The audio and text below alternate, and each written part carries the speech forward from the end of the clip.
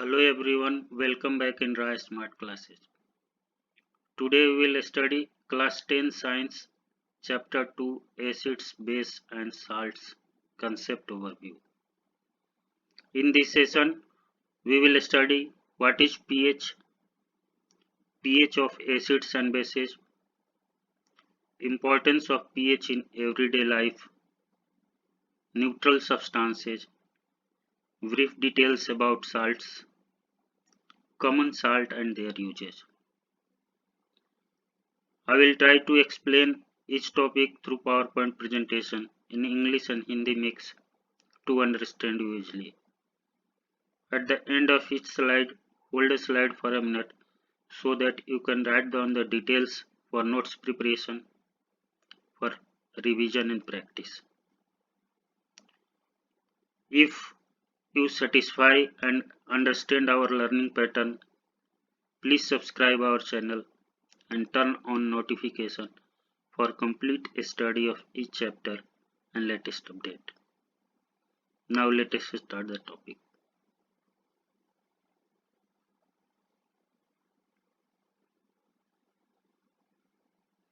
तो आज हम pH पढ़ेंगे, एसिड बेस के pH जानेंगे और इससे आगे। इससे पहले एसिड क्या है, बेस क्या है, हमने पीछे वीडियो में बताए हैं, आप हमारे चैनल से उसको देख सकते हैं। तो pH होता क्या, व्हाट इज pH? pH एक स्केल है जिससे कि हम बताते हैं कि एसिड और बेस क्या होता है। pH मीन्स कि हाइड्रोजन आयन जो कंसंट्रेशन है वो डिफाइन करता है। तो सबसे पहले pH 1909 में सोरेनसन ने दिया एक pH स्केल जिसको बोलते हैं। In 1909, Sorensen gave a scale known as pH scale. The strength of an acid as well as basic solution can be represented by making use of hydrogen ion concentration in them. मतलब कि जो acid और base solution का जो strength है उसको represent करने के लिए उन्होंने pH स्केल दिया। उससे उन्होंने बताया कि क्या हाइड्रोजन आयन जो सॉल्यूशन है, हाइड्रोजन आयन कंसंट्रेशन उसमें क्या है। उसी के बेस पे उन्होंने स्केल दिया, 0 to 14 का एक रेंज दिया कि इस रेंज में अगर pH आ रहा है तो ये एसिड है, ये बेस है। तो pH is defined as the negative logarithm of H plus ion concentration.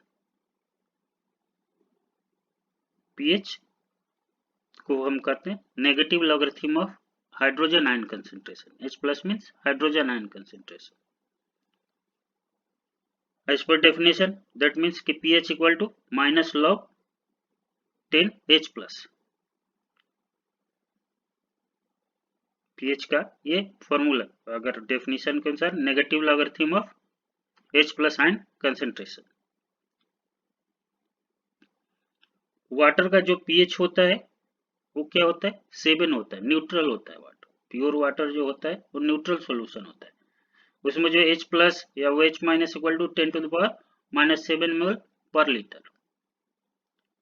Hence the pH of pure water is 7।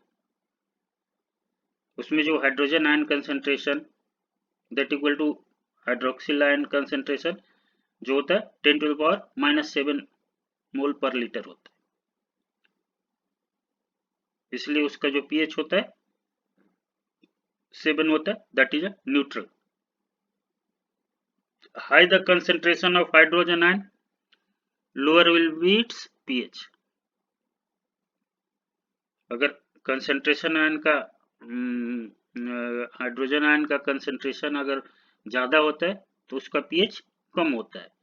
अगर कंसंट्रेशन लोअर होता है हाइड्रोजन आयन का तो pH हाई होता है।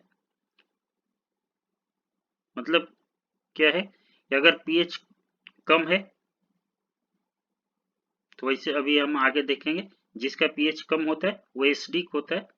7 न्यूट्रल है, 7 से जिसका pH कम है वो एसिडिक है, जो 7 से pH ज्यादा है वो बेसिक है। हम आगे उसको पढ़ेंगे। तो जो जिसका हाइड्रोजन आयन कंसंट्रेशन हाई होता है उसका pH लोअर होता है, कम होता है।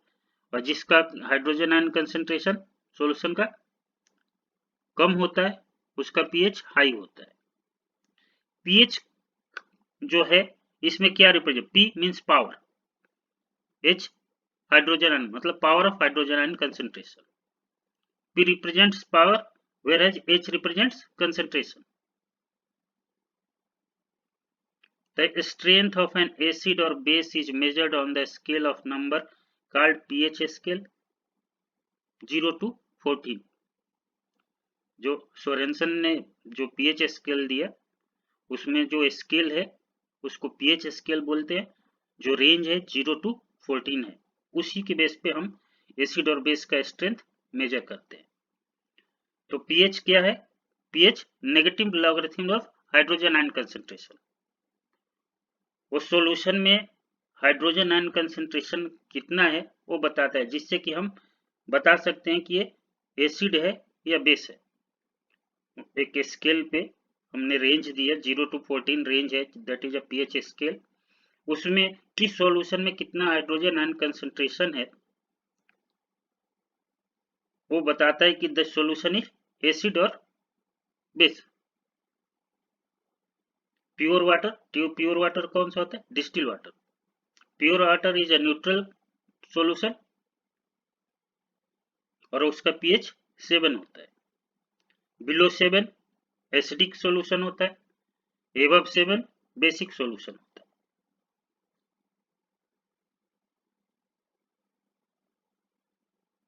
नेक्स्ट स्लाइड पे बढ़ते हैं।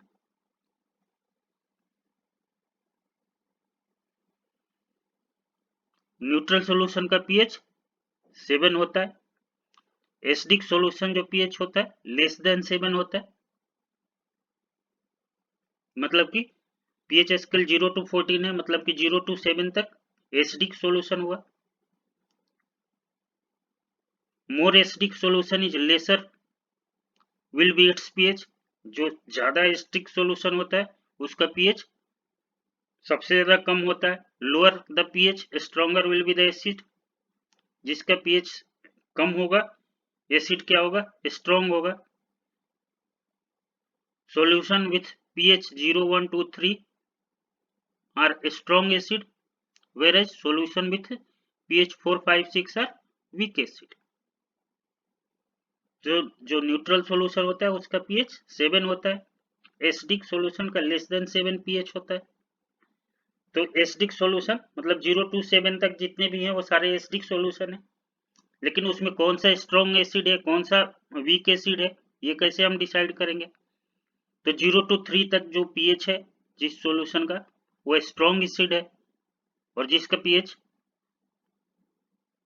एबव 3 और लेस देन 7 है that is a weak acid.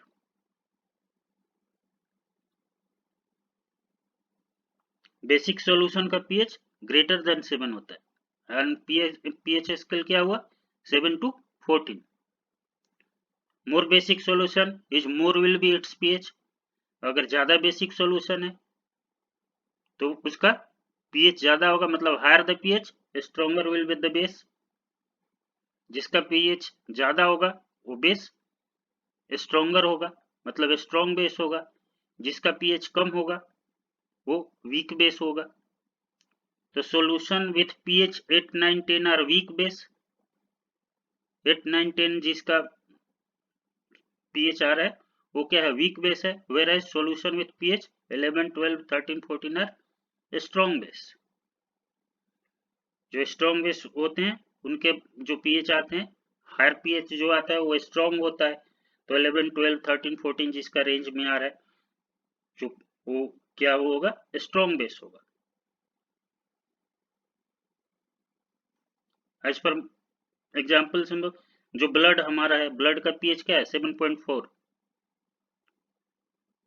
Vinegar vinegar vinegar का पीएच 4 है, वीक एसिड है।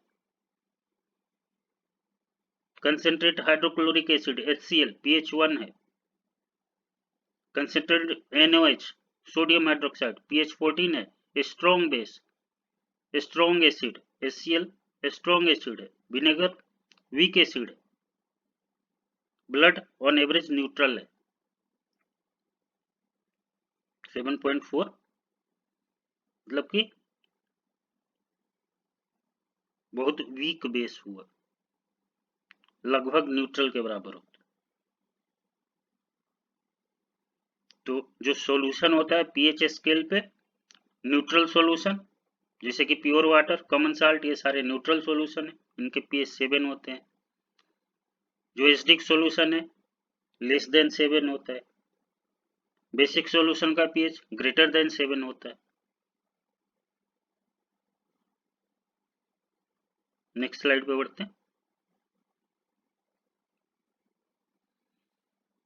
That is a pH scale. PH scale कितना 0 to 14 तक पीएच होता है। 7 इज न्यूट्रल, तो 0 to 7 acidic and 7 to 14 basic, मतलब कि अल्कलाइन। अल्कलाइन सॉल्यूशन क्या होता है? जो वाटर में डिजल्व, जो बेस वाटर में डिजल्व होता है दैट इज अल्कलाइन, अल्कली। तो बेसिक सॉल्यूशन जो हुआ वो 7 to 14 and acidic solution 0 to 7।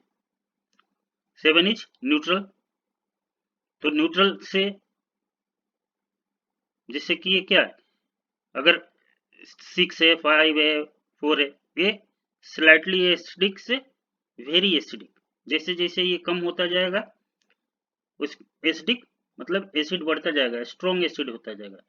वैसे 7 से जब शुरू होता है तो स्लाइटली बेसिक होता है, अल्कलाइन। जैसे जैसे ये बढ़ता जाएगा 14 तक मतलब कि हाईली बेसिक। तो that is the pH scale represents the solution as acidic, basic or neutral. Next slide.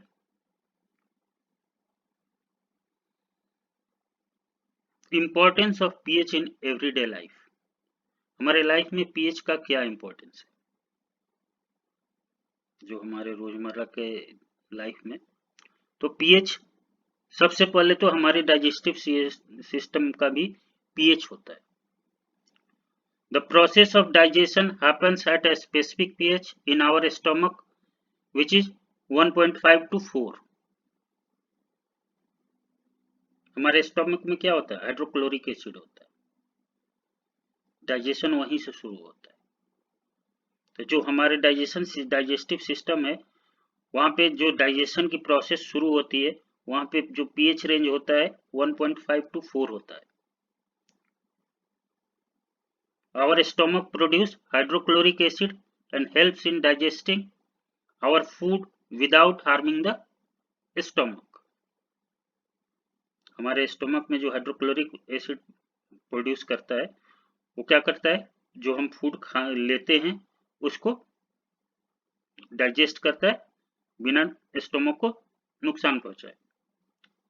कभी कभी होता है कि एक्सेस एसिड जनरेट हो जाता है जिससे कि ओवर ईटिंग होता है। Sometimes excess of acid is produce in stomach. This excess acid in the stomach cause indigestion which is produce pain and irritation. जब ओवर ईटिंग कर लेते हैं तो क्या होगा, एसिडिटी हो जाता है, जलन होने लगता है, पेन होने लगता है।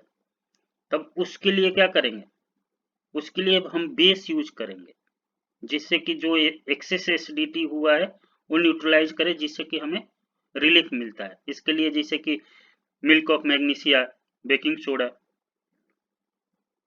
इसका यूज करते हैं जी। जस्ट इसको एंटासिड बोलते हैं। इसका वर्क क्या होता है, जो एक्सेस एसिडिटी हमारे स्टोमक में बना है उसको न्यूट्रलाइज कर देता है जिससे कि हमें रिलीफ मिलता है। तो in order to cure indigestion we can take base called antacids. Being basic in nature, antacid react with excess acid in stomach and neutralize it. जो एक्सेस एसिड है उससे रिएक्ट करके उसको न्यूट्रलाइज कर देता है जिससे कि हमें रिलीफ महसूस होता है।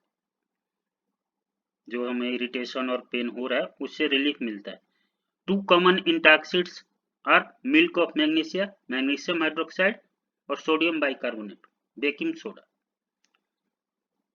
जो हम यूज करते हैं, 2 कॉमन एंटासिड जिसमें मिल्क ऑफ मैग्नीशिया है और बेकिंग सोडा है। बेकिंग सोडा को सोडियम बाइकार्बोनेट या सोडियम हाइड्रोजन कार्बोनेट, और मिल्क ऑफ मैग्नीशिया को क्या बोलते हैं केमिकल नेम, मैग्नीशियम हाइड्रोक्साइड।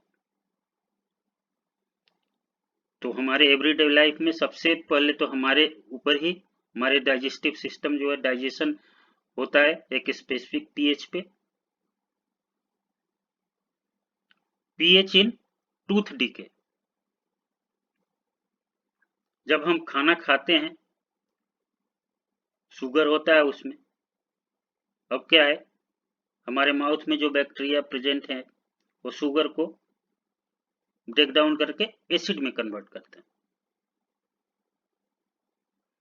तो when we eat containing sugar, then the bacteria present in our mouth break down the sugar to form acids. This acid lower the pH in the mouth. pH घटा देते हैं। Tooth decay starts when the pH of acid formed in the mouth fall below 5.5. अगर ज्यादा acidic होगा, जब pH lower होगा तो क्या होगा, स्ट्रॉन्ग एसिड बनेगा। तो स्ट्रॉन्ग एसिड हो जाएगा तो टूथ का, तो जैसे इसीलिए हम क्या करते हैं, हम खाना खाने के बाद हमें ब्रश करना चाहिए जिससे कि मतलब टूथ में कोई प्रॉब्लम ना हो। तो हम when we eat food containing sugar, then the bacteria present in our mouth break down to sugar to form acids. This acid lowers the pH in the mouth. Tooth decay starts when the pH of acid formed in the mouth falls below 5.5. हमारे mouth में जैसे ही 5.5 से कम होने लगता है pH acid का, जो acid बना है, तो हमारा टूथ डिके होना है। This is because then the acid becomes strong enough to attack enamel of our teeth and corrode it. क्योंकि एसिड स्ट्रॉन्ग एसिड हो जाता है तो जो हमारे इनेमल टीथ का है उसको करोड करता है, जिससे खराब होने लगता है।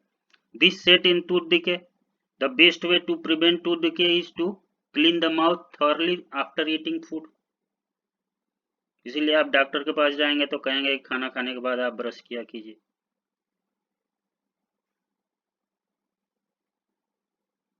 Next, pH sensitivity of plants and animals.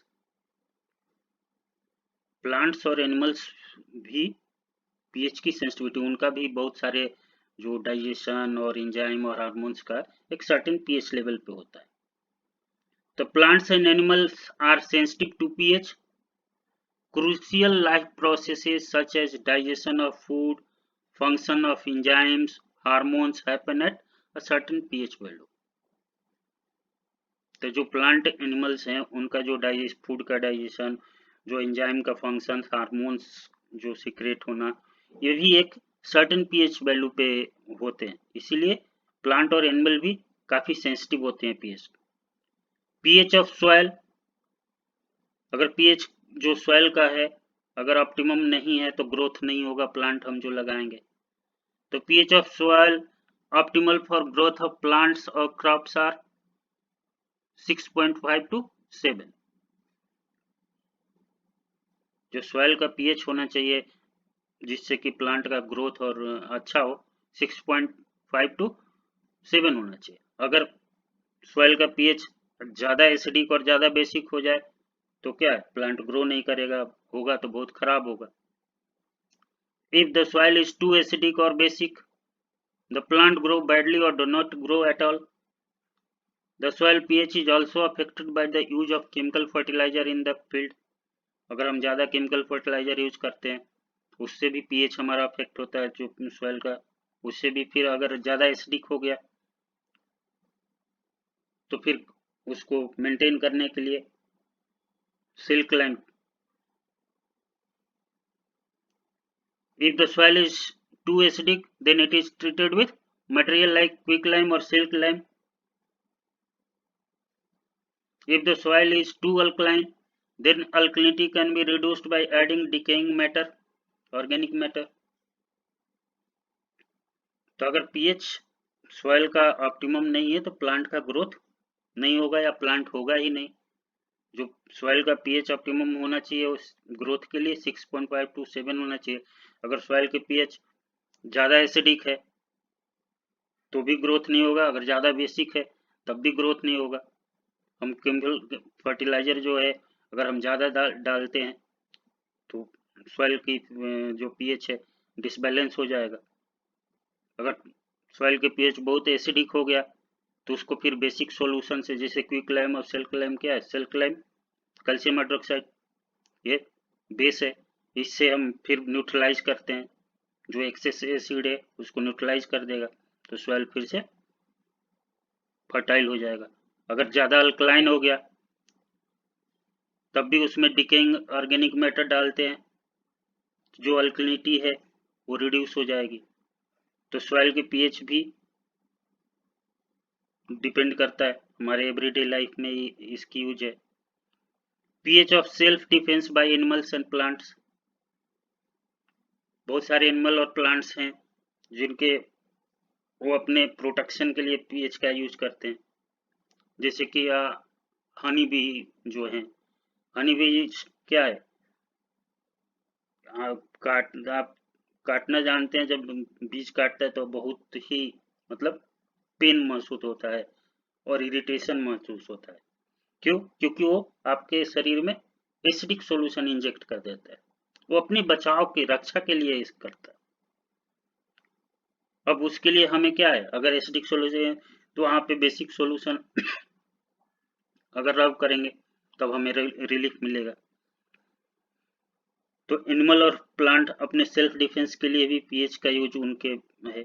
Many animals and plants protect themselves from enemies by injecting painful and irritating acids and base into their skin. अगर कोई हार्म पहुंचाने जाता है तो वही, जैसे हनी बी, हम हनी निकालने जाते हैं, when honey bee stings a person it injects an acidic liquid into the skin, जिससे कि हमें पेन होने लगता है, इरिटेट होने लगता है, इरिटेटिंग। तब उसको बचने के लिए rubbing with mild base like baking soda solution on the sting area of skin give relief. अगर एसिडिक सॉल्यूशन इंजेक्ट, जैसे हनी बी क्या करता है, एसिडिक लिक्विड है वो इंजेक्ट कर देता है जिससे हमें पेन होने लगता है, तो उसके जगह पे अगर हम baking soda base, mild base है, उसको रब करें तो हमें रिलीफ मिलता है। When a wasp sting it injects an alkaline liquid into the skin. Wasp means हड्डा बीनी जो बोलते हैं, अगर वो जब हमें स्टिंग्स करते हैं तो हमारे स्किन में क्या अल्कलाइन सॉल्यूशन इंजेक्ट कर देते हैं, अब जिससे कि हमें पेन और इरिटेशन होने लगता है। तो अब उसको रिलीफ के लिए क्या करना पड़ेगा, अगर बेसिक सॉल्यूशन इंजेक्ट अगर कर दे तो उसके जगह हम उसको न्यूट्रलाइज करने के लिए क्या एसिड सॉल्यूशन जो है, तो माइल्ड एसिड विनेगर है। अब विनेगर को अगर हम जहाँ स्टिंग किया है वहाँ पे तो हमें काफ़ी रिलीफ महसूस होता है। तो when wasp stings it injects an alkaline liquid into the skin, then rubbing with mild acid like vinegar on the stung area of the skin gives relief। तो जो pH का एवरीडे सॉल्यूशन लाइफ में usage हैं वो बहुत ही important usage हैं, बहुत ही जरूरी है।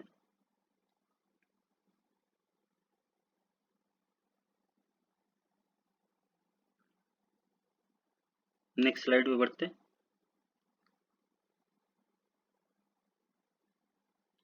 Neutral substances. न्यूट्रल सब्सटेंसेस क्या होते हैं? न्यूट्रल सब्सटेंसेस जो होते हैं जो ही न ही एसिडिक बिहेवियर शो करते हैं न ही बेसिक बिहेवियर, वो सब्सटेंस न ही एसिडिक होता है न ही बेसिक होता है, लिटमस को कोई चेंज नहीं करते। The neutral substance is a substance which is neither acidic nor basic, has the same amount of hydrogen and hydroxyl ion.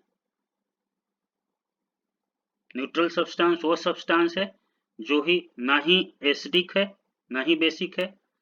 उस सब्सटेंस में जो हाइड्रोजन आयन और हाइड्रोक्सिल आयन होते हैं सेम अमाउंट में होते हैं।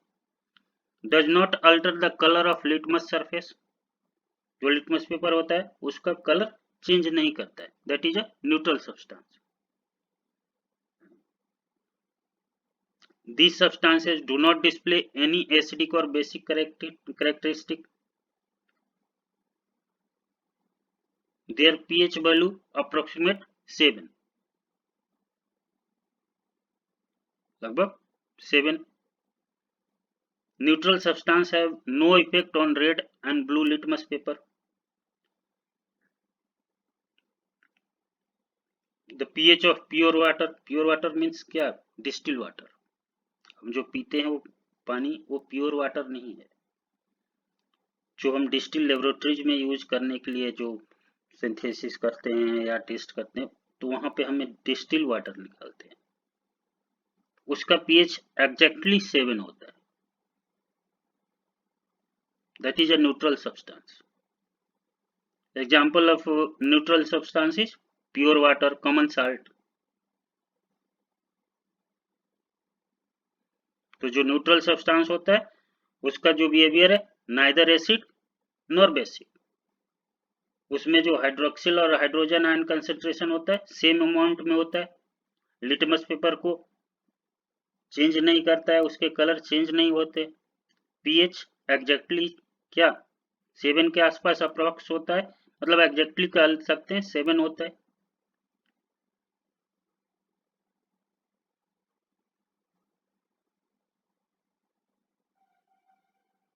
नेक्स्ट स्लाइड पे बढ़ते हैं।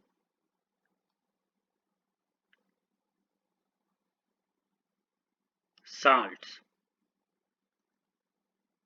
साल्ट क्या है? साल्ट जो एसिड और बेस के कॉम्बिनेशन से बनता है that is salt.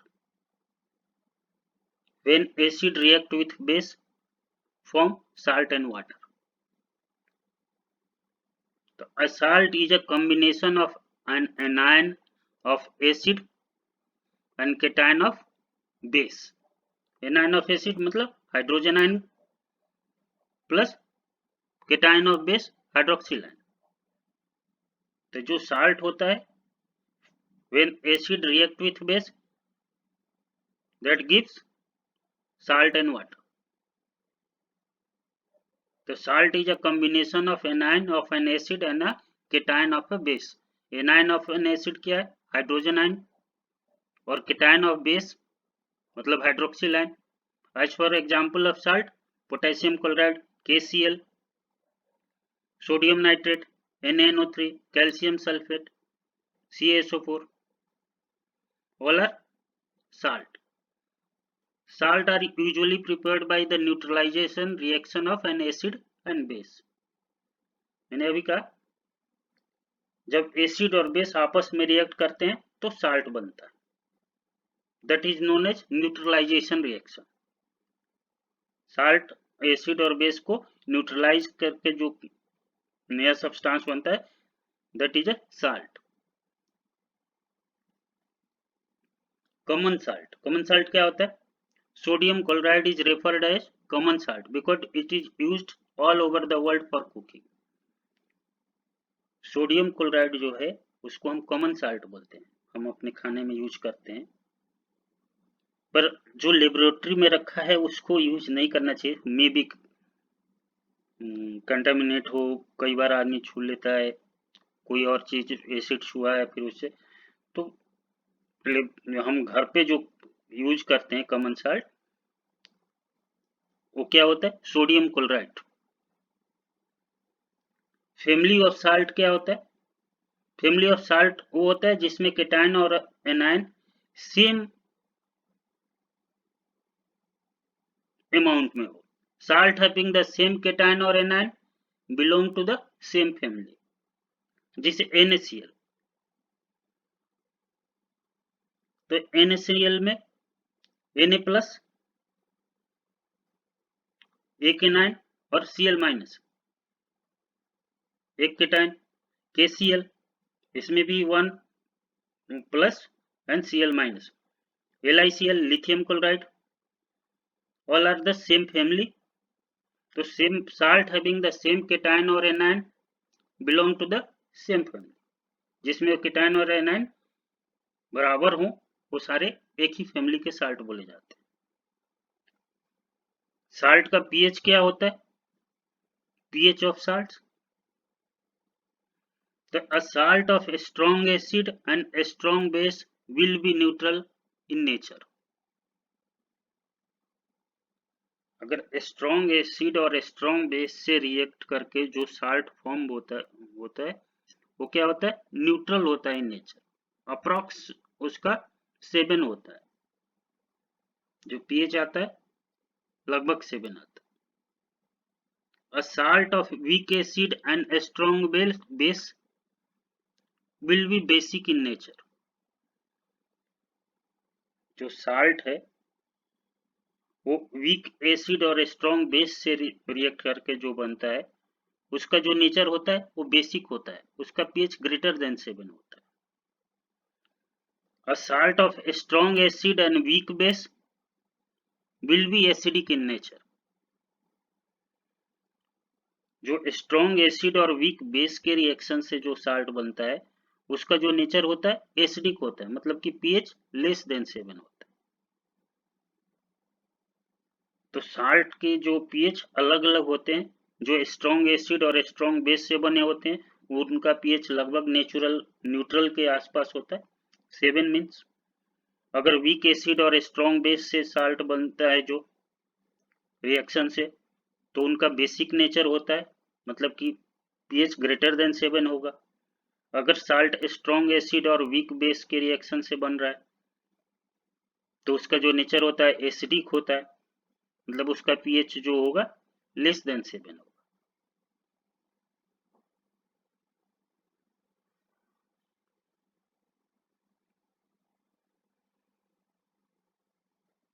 Next slide पे बढ़ते हैं।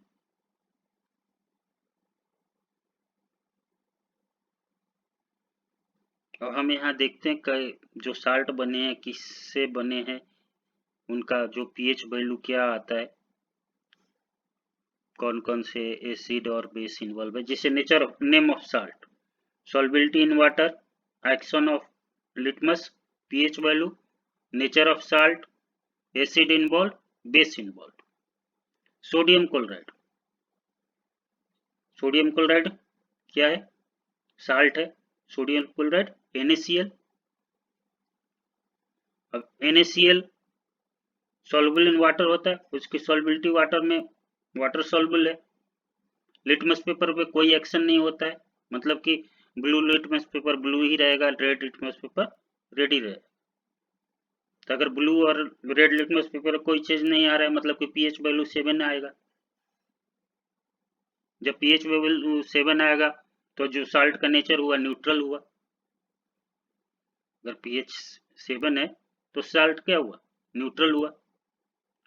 सोडियम क्लोराइड के फॉर्मेशन में कौन सा एसिड इन्वॉल्व होता है? Hydrochloric acid HCl। और बेस जो इन्वॉल्व होता है सोडियम हाइड्रोक्साइड NOH। तो ये क्या है? Strong acid strong base. तो स्ट्रॉन्ग एसिड और स्ट्रॉन्ग बेस से जब जो साल्ट बनता है वो क्या होता है? न्यूट्रल इन नेचर होता है। वैसे ही पोटेशियम नाइट्रेट KNO3, ये भी वाटर में सॉल्युबल होता है। इसका भी लिटमस पे कोई एक्शन नहीं होता है, कोई कलर चेंज नहीं देता, कोई उसको अल्टर नहीं, ब्लू ब्लू ही रहेगा, रेड रेड ही रहेगा। इसका भी पीएच वैल्यू 7 आता है। अगर 7 है तो न्यूट्रल है, न्यूट्रल नेचर हुआ। इसमें जो एसिड इन्वॉल्व होता है, इसका जो जिससे बनता है HNO3 nitric acid and base involve KOH potassium hydroxide. Nitric acid is strong acid and base KOH potassium hydroxide is also a strong base। तो strong base and strong acid मिलके जो साल्ट बनाते हैं वो क्या होता है, वाटर सॉल्युबल होता है, पीएच उसका न्यूट्रल 7 होता है। जैसे अल्युमिनियम क्लोराइड AlCl3, ये भी वाटर सॉल्युबल है। ये इसका turn blue litmus paper red, मतलब कि ब्लू जब रेड हो जाता है दैट मीन्स कि एसिडिक, मतलब कि पीएच लेस देन 7 हुआ, जो साल्ट का नेचर हुआ एसिडिक हुआ। इसमें जो एसिड इन्वॉल्व होता है HCl, strong acid, hydrochloric acid है। Base aluminium hydroxide, weak base. तो स्ट्रॉन्ग एसिड और वीक बेस से जो साल्ट बनता है उसका जो नेचर होता है एसिडिक होता है, मतलब कि पीएच वैल्यू लेस देन 7 होगा। जिंक सल्फेट, ये भी वाटर सॉल्युबल है, ये भी ब्लू लिटमस पेपर को रेड कर देता है, मतलब कि पीएच लेस देन 7 है, that is acidic in nature. इसमें जो एसिड इन्वॉल्व होता है H2SO4 sulphuric acid and zinc hydroxide, base जो इन्वॉल्व है जिंक हाइड्रोक्साइड। तो ये जो सल्फ्यूरिक एसिड है, all mineral acid are strong acid, strong acid plus weak base. तो स्ट्रॉन्ग एसिड और वीक बेस से जो साल्ट बनता है वो एसिडिक इन नेचर होता है, उसका पीएच लेस देन 7 होता है, ब्लू लिटमस को रेड कर देता है। जिसे कॉपर सल्फेट है, कॉपर सल्फेट भी ब्लू लिटमस को रेड करता है, मीन्स की एसिडिक इन नेचर है, लेस देन 7 है पीएच वैल्यू। इसमें कॉपर सल्फेट और क्या है, कॉपर हाइड्रोक्साइड, ये sodium estate, sodium estate external litmus red को ब्लू कर देता है। तो रेड को ब्लू करना मीन्स कि ग्रेटर देन 7 पीएच वैल्यू है, मतलब कि जो साल्ट है बेसिक नेचर है। तो बेसिक इन नेचर जो एसिड इन्वॉल्व हुआ इसमें acetic acid CH3COH, that is acetic acid and sodium hydroxide NOH. Acetic acid is weak acid and NOH is sodium hydroxide strong base. तो weak acid and strong base से जो salt बनता है वो basic in nature होता है। वैसे ही sodium carbonate भी जो साल्ट बना वो क्या, weak acid and strong base। Sodium hydrogen carbonate ये भी जो बना weak acid and strong base. तो जो वीक एसिड और स्ट्रॉन्ग बेस से बनता है उसका जो पीएच होता है ग्रेटर देन 7, जो साल्ट का नेचर मतलब बेसिक है। जो स्ट्रॉन्ग एसिड और वीक बेस से जो साल्ट बनता है वो साल्ट का जो नेचर होता है एसिडिक होता है, मतलब कि लेस देन 7 है पीएच। और जो स्ट्रॉन्ग एसिड और स्ट्रॉन्ग बेस से जो बनता है वो उसका जो नेचर होता है न्यूट्रल होता है, साल्ट का नेचर न्यूट्रल होता है, मतलब कि पीएच वैल्यू 7 होती है।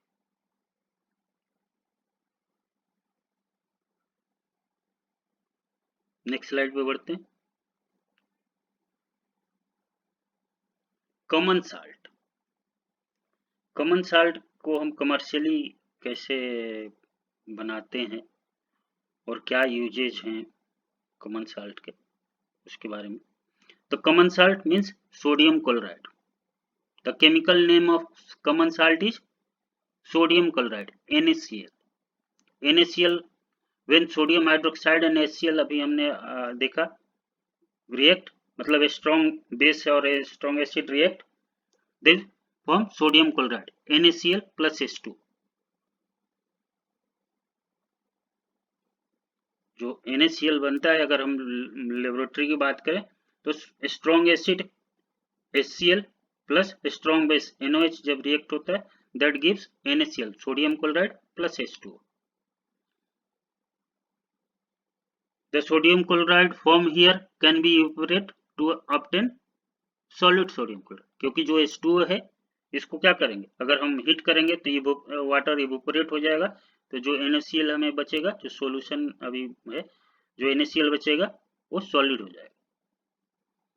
तो कॉमन साल्ट को हम बोलते हैं सोडियम क्लोराइड। अब हम लार्ज स्केल पे सोडियम क्लोराइड कहाँ से ऑब्टेन करते हैं? Common salt obtain from sea water. क्या करते हैं? सी वाटर को एक लार्ज पूल में वो करते हैं और उसको लाउड वेस्टर्न वहां रखते हैं, फिर सन हीट से इवोपरेट होता है, वाटर जो है धीरे धीरे इवोपरेशन होगा और कॉमन साल्ट वहां सॉलिड रूप में इकट्ठा होता जाएगा, फिर उसको जो इम्प्योर है उसको प्यूरिफाई कर देते हैं। तो on large scale sodium chloride can be obtained as common salt from sea water. Sea water is trapped in large shallow pools and allowed to stand here। हम एक बड़ा सोलो पूल बनाते हैं, उसमें वहाँ उसको सी वाटर को रोकते हैं और वहाँ पे क्या है, फिर सन हीट से धीरे धीरे वो इवेपोरेट होता जाता है वाटर स्लोली, और जो कॉमन साल्ट है वो वहाँ बचता जाता है। Then common salt obtained is impure and is purified. Impure state में मिलता है, फिर हम उसको प्यूरिफिकेशन करके जो मार्केट में हम साल्ट आता है that is a purified common salt. Second कहाँ से? Common salt from underground deposits. जो जमीन के अंदर डिपॉजिट है, a large crystal of common salt found in underground deposits called rock salt. It is mined from underground deposit just like coal. जैसे हम कोल निकालते हैं उसी तरह से जो अंडरग्राउंड में डिपॉजिट है रॉक साल्ट उसको निकालते हैं। तो कॉमन साल्ट को हम अगर लार्ज स्केल में कहें तो सबसे ज़्यादा सी वाटर से हम जो कॉमन साल्ट हम यूज कर रहे हैं, सी वाटर से बड़े बड़े पुल बना रखे हैं, मतलब तालाब कह सकते हैं उसको, वहाँ पे हम रखते हैं, वहाँ इवोपरेशन होता है, फिर इम्प्योर फॉर्म को हम प्यूरिफाई करके मार्केट में आता है। नेक्स्ट स्लाइड पे बढ़ते हैं।